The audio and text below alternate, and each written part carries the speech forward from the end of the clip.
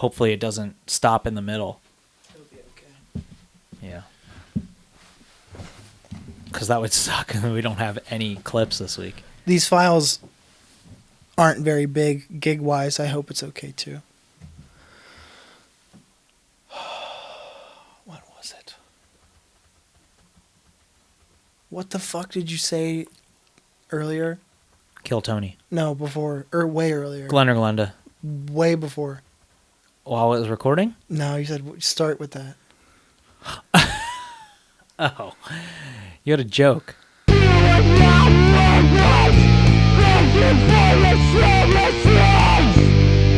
Yes. Have you heard the good news? No. Oh, he is risen. Hallelujah. That's Yeah. That's an intro. What's up? Welcome to another episode of Thank You for Your Services podcast. The podcast dedicated to the working world, retail nightmares.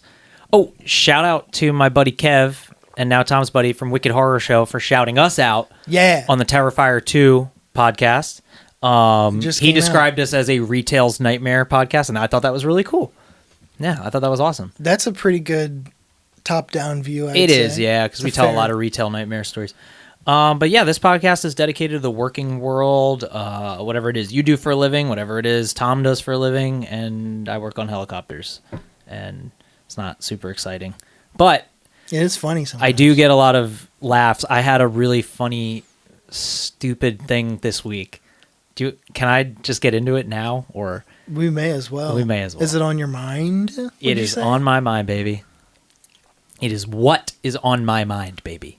Mm-hmm. So I had to do what's called confined space training. Much better. Oh, there you go. I was wondering why there was so much white noise. Yeah. So I had to do what's called confined space training this week, which I thought was going to be like crawling in and out of a sewer or a cave or something. No, it was in a classroom.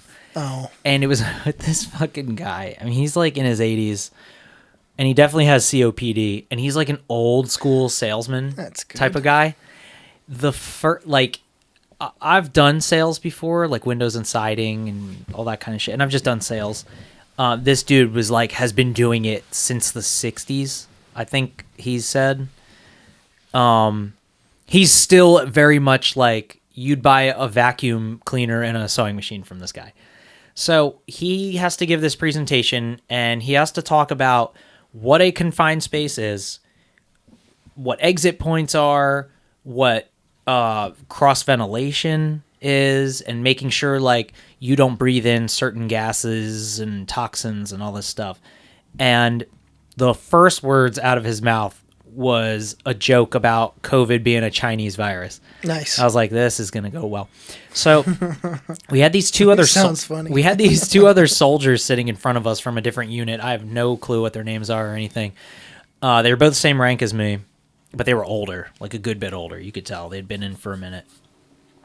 And this one fucking guy, just a giant, like obese, like gross looking dude. Soldier? Yeah. Oh, yeah. Okay. Oh, it happens quite a bit. Man. Not really so much in like the Marines, but in the Army. No. Yeah, you get a lot of fat bodies. So, so this guy was so negative. Every joke out of his fucking mouth. You ever in a class and you're like, there's people in there that have to like try to control the room in a really annoying fucking way. I've been in group settings, but not so much exactly. A classroom. Yeah, but okay, but I'm saying this happens in a lot of workplaces I've been in where somebody will talk and they'll be like, okay, not in my house, that kind of a thing. And I'm like, dude, shut the fuck up. So, he kept making like little weird remarks like that, and the 80-year-old guy like can't hear real well. This motherfucker made a joke about this is so I'm infuriated talking about it because so he was talking about the guy was talking about things you can't inhale, and he was like, well, I don't know about this generation eating Tide Pods and all. And I was like, dude, you're making a fucking Tide Pod joke. What, 5 years too late? And then like people gave him a little chuckle, And he's like, and the guy was like, I'm sorry, what was that? And like he was like, Tide Pods. He's like, I don't know what that is. And I'm now laughing because I'm like, your joke sucks. I've started laughing at this point. Right, exactly. And he's like, yeah, Tide Pods. It's like, yeah, dude, so bad. Do I wish I had fucking buttons? I got it. I know. And so anyway, he said something like that. He said that joke. It fucking went nowhere pretty much. But he kept doing jokes like that. That was the only one I really remember. And then he made another play. It was like, yeah, and a confined space is like so-and-so and someplace you know that you can get in, but it's like really difficult to get out of. And he's like, sounds like my mother-in-law's. And I was like, oh my fucking God, I want to jump out a goddamn window and crash onto a car, and I hope it breaks my body into 5 pieces. He's just making hack jokes the entire time. Fucking jokes the whole time. And so then, once again, the presenter is going on about dachshunds or whatever, and he was just like, he said dog? something. No, toxin. I thought you said dachshunds. No, like, dachshund, not dachshunds. Then I would be listening. No.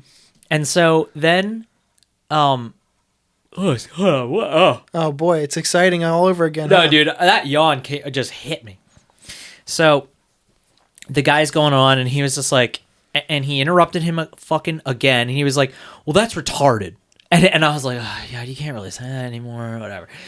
And then, like, in my head, I'm like, okay. You can't say that at work, especially. Yeah, but with soldiers, they say everything not PC. It's just how it is. And the guy was like, excuse me, what? And then, once again, and he was just like, well, he literally said this sentence out loud. He said, well, I find it personally retarded. And he wasn't trying to be funny. Oh my God. I was like, holy shit. I was laughing so hard, and I had to write that down because I've never heard somebody put it like that. I said, well, I find it personally retarded. Dude, what a scumbag. What a fucking idiot. Oh my God, dude. So anyway, I find it personally retarded. He doesn't personally find it. No, he says, finds it I personally. find it personally retarded. That's personally, I would hope. Oh my God, dude. It was so funny. Good Lord. I was dealing with the fucking lowest of the low. But, yeah, so we did that at work. It was another 3-day work week. We were slammed busy. God, my knees are still sore. So me and a guy, I'll get to him in a minute. He's like my closest friend at work. He came over today. But I'll get to that in a second. So him and I are tasked with doing the fuel cell. I talked about this a few episodes ago. Was this Reggie? Yeah, Reggie. Reggie, who I met. Right? He did meet. He came to the shoot last week. Dude, he better come on soon. He will. He really will. Today, I wish he could have came on today. I'll tell you why. Well, schedule him because I want him on. Oh, he's great. So, dude, sorry to detract a little bit. No. When I met him, he goes like he's seen the podcast and he was like, "You're way bigger than I imagined." Yeah, I know. And I was like, "I don't." Yeah. What does you that have mean? a very soft-spoken voice, and you're so fucking tall. You're almost as tall as Jay. Close. You're close, I guess, yeah. Because he's 6'7". What are you? So 6'4". That's pretty close. You're almost an entire foot taller than me. I'm 5'6". Mel too. I'm 220 pounds too. Yeah, you're just like a big guy naturally. Which is funny because is your dad that big? No. Yeah, I didn't think so. You're like Nordic. Yeah. Your last name is also very Nordic. Well, my mom's side is all that. Oh, yeah. Like her mom was born in Germany, but they're not from Germany. They're from wherever else over there. Yeah. My dad's side is Native American and Welsh. Right. Really random shit. That's wild. I'm all Italian, baby. Mm-hmm. We're short and stout and fucking big nose. At least you got some of the best cuisine in the world, though. Oh, go back to Reggie. I'm sorry. Oh, so Reggie and I are tasked with working on the fuel cell of this one helicopter. And, yes, and you did explain. I think I have, but just in case this is your first time listening, the fuel cell is a confined space, which is why we had to have the training. Yeah, and you're the small guy. And I am you're the small guy. I'm the smallest guy. You were good at getting in there because you said it's like a bag. It's like a giant rubber bag, but imagine crawling in and out something the size of a toilet seat. Okay. That's what you're crawling in and out of at all times. And there's fumes and, fuel fumes. And we found out now that jet fuel fumes they cause hearing loss. Yeah, the chemicals do something to the hairs in your ears, don't they? Yes, I talked about it before. So it can be scary stuff. Luckily, so the hard part is over. We got the old fuel cell out. We laid in the new one, and there's no fuel in this. Well, we didn't think there was any fuel. So we were putting in what's called a fuel plate, which is it's like an oval-looking metal plate that has a ton of pumps attached to it. Ovular? No. Oval shaped? Is that what that means? I thought that would be like so. Ovulate. I think it is. Ovular. I think I'm wrong. No, you might be right. I'm wrong. I don't know enough words. I'll be real with you. So me and Reggie were carrying this the other day, and we thought we had brought all the fuel out of this thing. We had it tipped over on its side for like over a month. So we picked it up and we had to lean it a certain way to get it in to this other little hole that it goes into. And I spilled so much fuel all over Reggie the other day. Oh, I felt really bad. He had to finish the rest of the day in sweatpants. Damn. Yeah. If only I had to wear the uncomfortable pants. Exactly. Yeah. Our uniforms are like so annoying that you have to wear them. We should just wear like coveralls all the time. Anyway, that makes sense to me for mechanics. But we have to wear our army uniforms. It's so ridiculous, bro. I had a pair of camo, like just military surplus BDU pants. Yeah, that's like cool. The tall size ones. They fit just right. And then I put them on earlier this year, and they felt like an inch shorter, and I got rid of them. I was like, man, I miss them pants. They're cool. I like our uniforms. Like, they look nice. They're fine. They're fine, exactly. The BDUs were way cooler. We have OCP now. What's that? I don't remember what it stands for. It's like Occupational Camouflage Pattern or something like that. In college world, that's the off-campus meal plan. Oh, OCMP. Yeah, that's right. That's right. But the BDU... Battle dress uniform. Yeah, was the old one from like the 80s and the one you see in all the cool like Rambo movies and shit. Where they could roll their sleeves up and all that shit. That one was way cooler looking. I liked the camouflage pattern. Anyway, most soldiers do when we talk about it. Anyway. Rothko. What's that? The brand of garment that they're made on. I don't know why I'm yawning so much. It's early still. So I spilled fuel all over Reggie. Anyway, my knees are really fucking sore from sucking all that dick. But for real, from crawling in and out of this fucking fuel cell all week, and I was cramped in there at one point. There was like a million fucking clamps and tiny hardware, and you have to clamp this like hose that runs. It's like a fuel sample hose, and it's a real. Anyway, this is boring, but I'm really sore from being. I was literally like this, like fetal position, tightening screws behind these little tiny things. You can't even see. You just have to feel it. And then you have to torque things too, and you have to figure out a way to fit wrenches in certain places to torque it, and so on and so forth. That's my least favorite part of working on my car. Trying to fit my hand in spaces. Oh, yeah. Well, see, for me, that part's easy because I'm a small person. But this was like, I mean, it was fine, but I was cramped up for just like hours at a time. Look at me. I can walk into a store and buy clothes. Shut up. Are you kidding me? It's so hard to find my size. Me too. What size is your waist? 34. See, I'm 28. Do you know how fucking hard it is for me to buy jeans? I imagine. I went to Gabe's a couple weeks ago. I found this pair of pants there that are 29s. I said close enough. And I wear a belt with them. I found 3 of these pairs. I bought every pair I could find there because it's so hard for me to find jeans that fit. I've never seen most places I go, guys' pants start at 30. Exactly. And I can fit 27 sometimes. No love for the small guys. Yeah.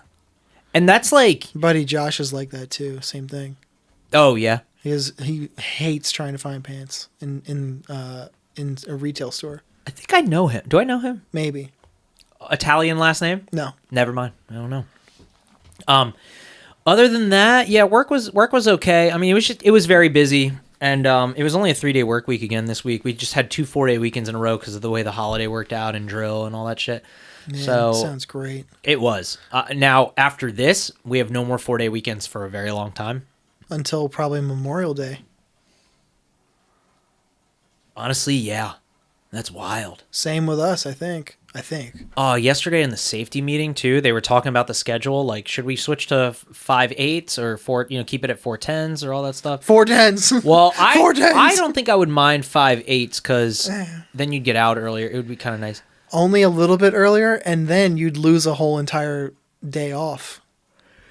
That makes a way bigger difference than you think, especially now that you're used to it. Yeah, you're right about that. But the way the maintenance schedule goes, the way that the helicopters are scheduled to be worked on, it kind of makes more sense. But everybody wanted to keep it at 4/10s, and I was like, but he went around the room and asked everybody, and he called on me.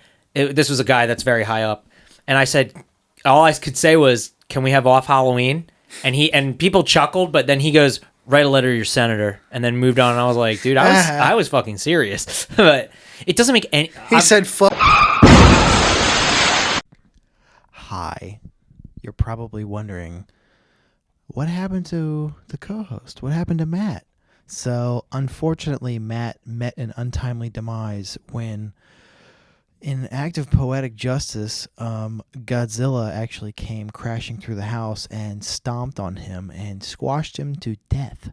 So, no, what actually happened was the iPad in which we were recording the video with ran out of storage space about 16 minutes into the episode, and that's all we got for the video file. So listen to the rest of the episode.